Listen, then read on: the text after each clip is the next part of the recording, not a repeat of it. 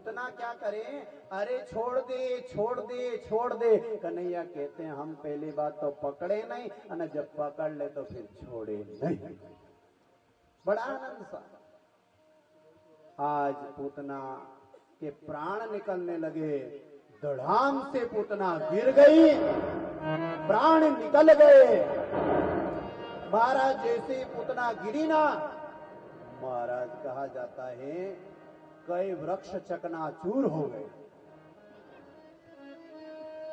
कहा जाता है पूतना जब गिरी तो पांव गिरे पैगाम में, और मूड़ गिरा मुड़सान में, हाथ गिरे हाथ रस में। ऐसी बड़ी दिव्य पूतना, बहुत लंबी चौड़ी, जैसे गिरी धड़ाम गिरते ही बराबर महाराज जैसे पूतना गिरी। तो आज क्या हुआ, जैसे भूचाल आ गया हो ऐसा लगा। नगर में धरती डोलने लगी। सारे नगरवासी दौड़ कर आए, देखे जंगल में बड़ी भारी पूतना धड़ाम से गिरी। अब खैर मर गई, और कन्हैया उसके उधर पर खेले। उधर पे का पेट के ऊपर बढ़िया अटके लिया खेले। मैया दौड़ कर गई, अरे पूतना मर गई पूतना मर गई। दौड़ कर कन्हैया को उठाया, और उठा करके महाराज कहाँ ले गई, गाय की छान में। संत कहते हैं गाय के अंदर 33 कोटि देवी देवता विद्यमान होते हैं। कितने साहब, 33 कोटि देवता गाय के शरीर में होते हैं। एक बार सारे देवी देवता गोलोक धाम में गए। जैसे ही गोलोक धाम में गए महाराज, लक्ष्मी जी को विचार आया मैं तो साक्षात लक्ष्मी हूं, मैं तो गोलोक धाम नहीं जाऊं। महाराज क्या हुआ, आज लक्ष्मी जी अकेली रह गई, सारे देवता चले गए। आज सारे देवता गए ना गोलोक धाम, लक्ष्मी रह गई अकेली, का मन नहीं लगे। विचार करा अपन भी चले, पर महाराज पूरे शरीर में गाय के देवताओं का निवास हो गया। तो जैसे ही पहुंची महाराज लक्ष्मी जी, जाकर कहा देवी गाय माता आपके शरीर में मैं रहना चाहती हूँ। गाय माता ने कहा मेरे पूरे शरीर में प्रत्येक अंग में देवता बैठे हैं, सिंह में, खुर में, पूंछ में, पीठ में, उदर में, पेट में, स्तन में, सब दूर देवताओं का निवास है। जगह बची है तो मात्र कहां, गाय ने कहा गाय के गोबर में ही जगह बची है। लक्ष्मी जी ने कहा गाय के गोबर में मैं आना चाहती हूँ। महाराज आज भी कहते हैं गाय के गोबर में लक्ष्मी का निवास होता है। लक्ष्मी अर्थात घर घर में साफ, जब भी अपन घर के लेपा तो कहीं का बूढ़ी माताएं कहती है लाड़ी गाय को गोबर लाजे, ने गोबर लाई ने चूल्हो लीपजे बेटा।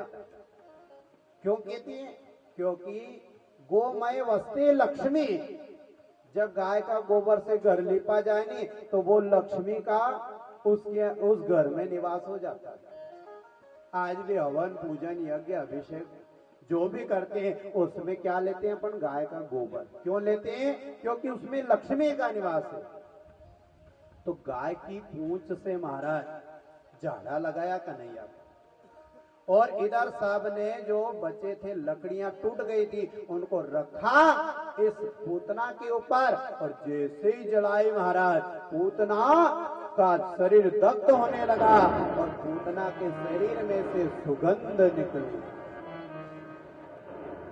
परीक्षित जी चौंक उठे, कहने लगे महाराज ये पूतना तो बड़ी दुष्ट है, और दुष्ट के शरीर से सुगंध निकली, ये बात हजम नहीं हुई। पूतना के शरीर से सुगंध निकली तो ये बात हजम नहीं हुई। सुखदेव जी कहते हैं परीक्षित ये पूतना कौन है मालूम, ये पूतना बलि की बेटी थी पिछले जन्म में। जब वामन भगवान आए थे ना, हमने कथा में कहा था वामन अवतार के बारे में। छोटे से वामन जैसे आए तो उसका पुतना का पहले नाम था बैजंती माला। उसने क्या कहा, इतना नन्हा सा बालक यदि मेरे पास रहता तो मैं इसको दूध पिलाती, दूध पिलाती। महाराज दूध पिलाती। और जैसे भगवान नारायण ने बड़ा भारी रूप धारण किया और 7 पैर में नीचे की सारी धरती माप दी, अतल वितल सुतल तलातल महातल रसातल और पाताल, जो ऊपर कि भू भुवा स्वह महाजना तपा सत्या, सत्य लोक में जाकर के महाराज चरण पहुंच गया। कहने का भाव महाराज, जब ऐसी स्थिति को देखा तो बैजंती माला के विचार बदल गए। उसने कहा ऐसे पुत्र को तो मैं जहर दे देती। तो भगवान ने उसकी दोनों मनोकामनाएं पूरी करी। कैसे महाराज? दोनों मनोकामनाएं पूरी ऐसे करी महाराज कि पहले तो भगवान को स्तन दिया और भगवान ने दूध पिया, और बैजंती माला ने कहा था कि जहर दे, इसलिए आज जहर भी भगवान ने स्वीकार किया। और माँ यशोदा जैसे उसने दूध पिलाया, इसलिए आज यशोददाती, यशोदा के समान उसने क्या किया, यशोदा के समान महाराज बड़े भाव से यशोदा की जो गति हो वही मेरे कन्हैया ने आज पूतना की देवी। बोलिए बाल कृष्ण लाल की जय। तो भगवान भगवान है साहब, परमात्मा परमात्मा है, जो वो करना चाहे वो कर सकते हैं। उनकी मर्जी से संसार चलता है। परमात्मा की मर्जी से जो भी चाहे वो कर सकते हैं। ईश्वर की मर्जी संसार में चलती है। संत कहते हैं हो तेरी मर्जी का, हो तेरी मर्जी का मैं हूँ गुलाम, मेरी अलगे है मेरा तेरी मर्जी का।